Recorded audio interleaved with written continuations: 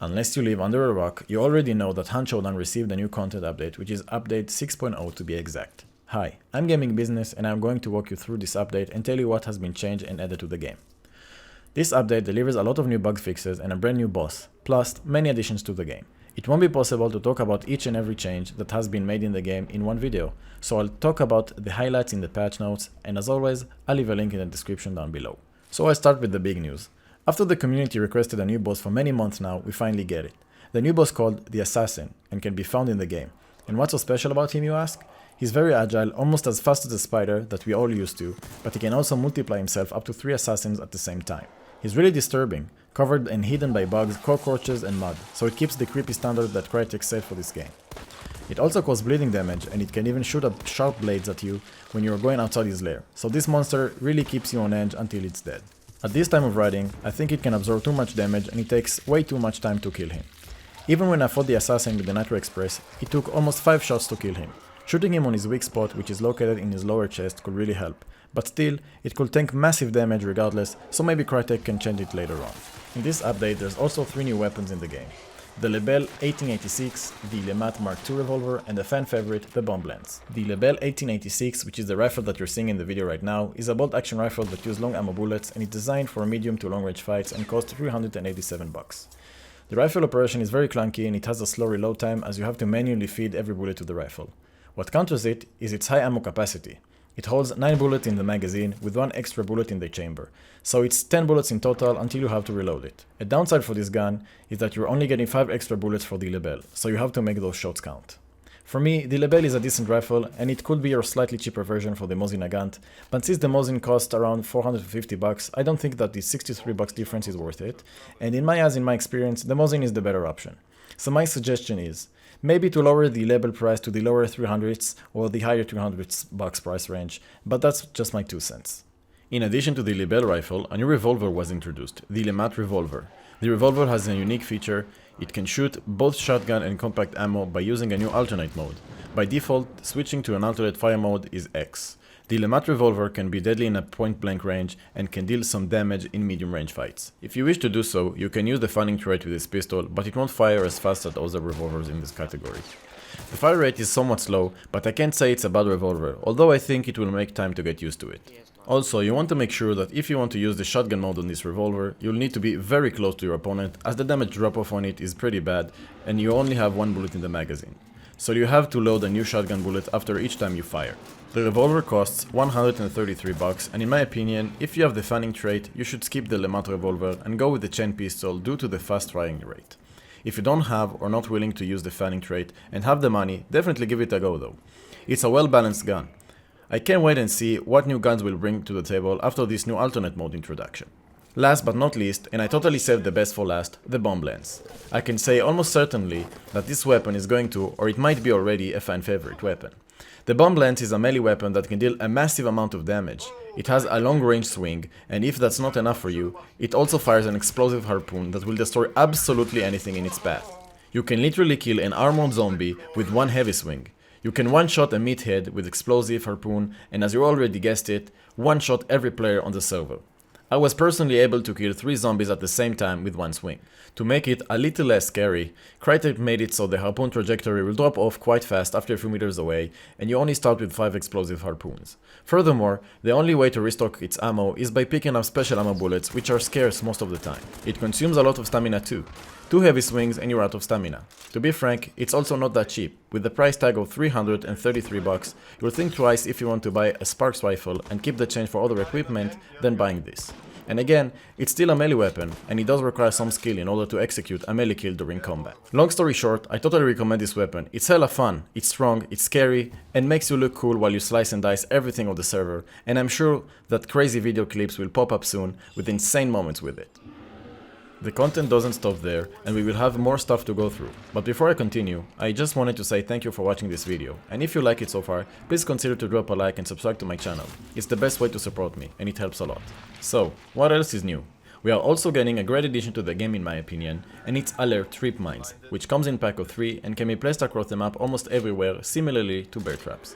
There are 2 kinds of trip mines that you should know about. The first is an alert trip mine that costs $45. When activated or triggered, it shoots fireworks and makes noises so it can warn you if there's an enemy nearby.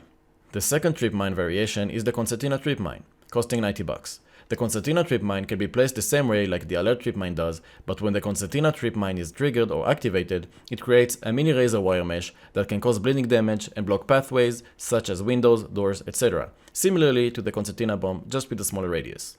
If you're lucky enough to spot a trip mine, you can easily disable it with a press of a button, but beware, also friendlies can trigger your trip mines as well as zombies. Moreover, you and your opponents can shoot the trip mines and trigger them from afar and use it against you. So place those mines carefully and pay attention to your surroundings. Both trip mines can be picked up and redeployed again if you wish to put them elsewhere. Trip mines also takes up one slot in your inventory tool.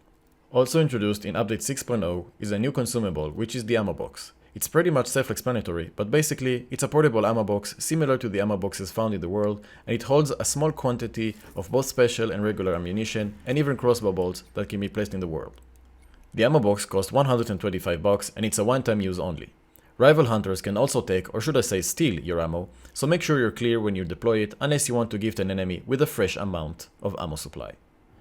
It's not a complete content update without new traits, so Crytek got us covered. The first new trait is Ghoul, unlocks at rank 7 and costs 4 upgrade points, and when applied, your hunter can instantly heal 50 health points when looting a dead hunter.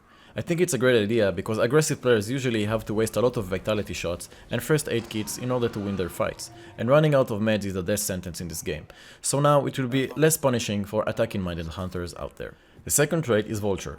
Costing 2 upgrade points, the Vulture trait allows you to loot dead hunters even if they had already been looted by other players.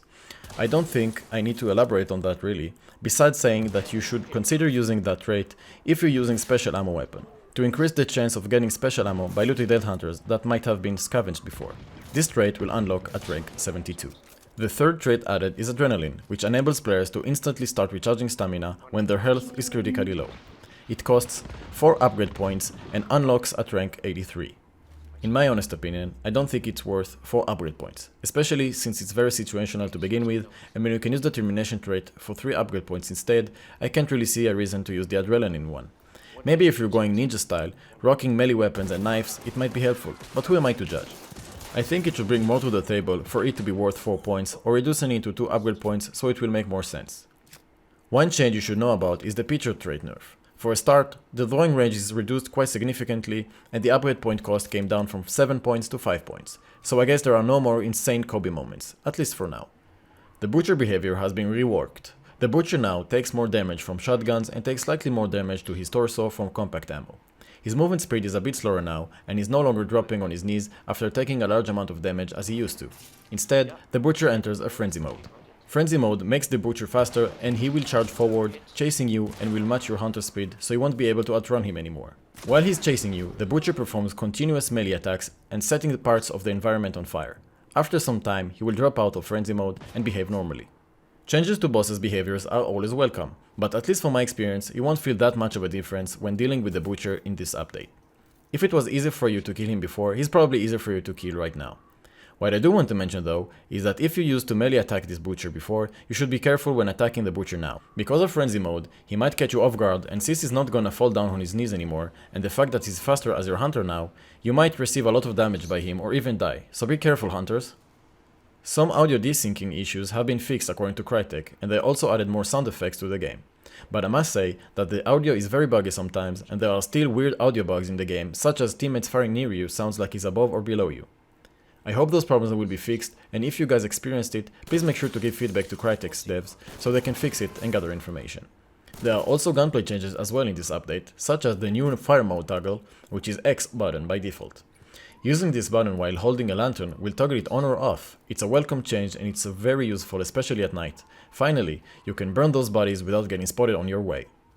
Shotguns are getting some love too, and at least on paper they're supposed to do less damage when getting shot on our beloved limbs. Shotguns are also losing damage slightly faster over distance. I'm saying supposed to, but in reality, shotguns are still king in close quarters. Dare I say overpowered. I just hope shotguns won't be strong as it is right now. Other equipment has been reworked too. After a long time it was basically useless, I think now it's the time to try the flash bombs again. The flash bomb radius has been increased from 3 to 8 seconds. The flash time was increased as well. Players now only get a heat indicator for a successful full flashes. Flash bombs will produce a very minor flash up to 30 meters away when looking at it. It's time to put the sunglasses on, guys. Also, poison lovers would like to know that hunters cannot heal anymore while poisoned. The poison duration is reduced from 20 to 10 seconds. Mithron daily straight poison duration reduced from 10 to 5 seconds. Antidote shot now lasts the duration of a full match. You'll still receive damage from spider boss and hives, but without the poison effect. A good thing to note that taking the antidote shot will make you invulnerable to poison clouds. I think it's a serious buff to the antidote shot, and while I personally won't replace it with any bomb or vitality shot myself, if you're low rank, have no extra money to spend, or can't handle the spider that well, I would strongly recommend buying it and using it as soon as the match starts. At the same time, I want to say that the poison bomb can get a little love as well, since as of now it's useless and underpowered. Any sort of buff is welcome for this gadget. Now for some general changes. The Concertina bomb slows down tangled players, making it harder to run through them. Concertina's initial area of damage is increased. Also, there's a slight delay before the Concertina deploys after touching the ground. We now receive double the amount of ammo from looting dead hunters since the last update. Crytek also added additional hunter outfits to the recruits. Using health, looting players, and picking up world items such as lanterns, hammers, etc. is now a hold button interaction instead of a one-tap button interaction. Burning or fully burnt hunters cannot be looted anymore, so loot them before you burn them, guys. Performance-wise, I can't speak for the whole community of course, but on my personal rig, the game is stable as it used to be in the previous version of the game. I have no FPS drops and no stuttering whatsoever. Sometimes, on big compounds my FPS is taking a hit, but that's pretty rare on my case. I've read about some players experience crashes from time to time and poor server connectivity, so if it's still happening for you, don't be lazy and report it so we can fix this game, so all of us will be able to enjoy this game. All in all, I'm really happy about this update. It brings a ton of fresh air into the game. Hats off to Crytek devs for constant updates. I do feel this game is going in the right direction, and in my eyes, it's the best state this game has ever been in. The new guns, the gameplay changes, the bug fixes, and the new boss are new features that I was waiting for a long time now. So now, after I was talking for so long, I want to hear your thoughts on this update. Do you like it so far? Is there anything you really wanted to be in this update, but it wasn't implemented? Did you experience any issues? Let me know in the comment section down below. Again, I'm going to leave the full patch notes link in the description down below. Thank you for watching this video and staying this far into it at your own free time. I put a lot of hard work into this video and I would really appreciate if you like it and subscribe to my channel. But if you didn't like it, feel free to dislike it and let me know what I should improve. Enjoy the hunt, and until next time guys, keep playing and have a great day.